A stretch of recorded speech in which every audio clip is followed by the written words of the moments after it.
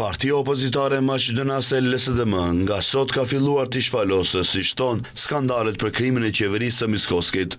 Sekretari i përgjithshëm i kësaj partie, Aleksandar Sasha Dimitrijević, deklaroi se bëhet fjalë për skandalin e parë nga një seri skandalesh të qeverisë.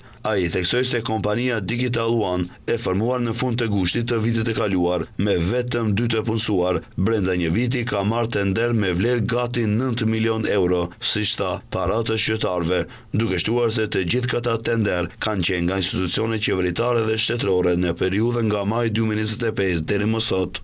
Firma bez historia, bez iskustvo. Një kompani pa histori, pa përvojë, pa portfolio, e regjistruar për tregtime pajisje informatike dhe komunikimi, merr gati 9 milion euro vetëm për 6 muaj, ose nga 1.5 milion euro në muaj. Ai theksoi se kompania është themeluar nga Kristian Arsovski, ndërsa nga 6 tender shtetëror sipas tij, 4 kanë qenë në sekretariatin e përgjithshëm të qeverisë. Marrëveshja e fundit, ai tha se është një marrëveshje kuadër për licenca software për një platformë virtuale në vlerë prej 8 milion eurosh. Si është e mundur që për një kohë kaq të shkurtër një kompani me 2 të punësuar të marrë gati 9 milion euro, pyeti publikisht Dimitrijević, duke shtuar pyetjen se a është Miskoski në lidhje familjare me ish-zëdhënësin e VMRO të PMN-s Dimçi Arsovski.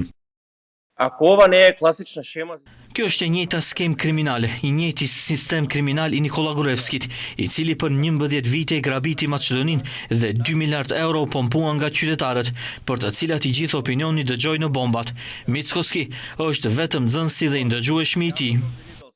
Sekretari i LSDM-s i bëri thirrje prokurorisë publike, policisë financiare dhe Komisionit për Antikorrupsion që të reagojnë më njëherë dhe të hapin hetim.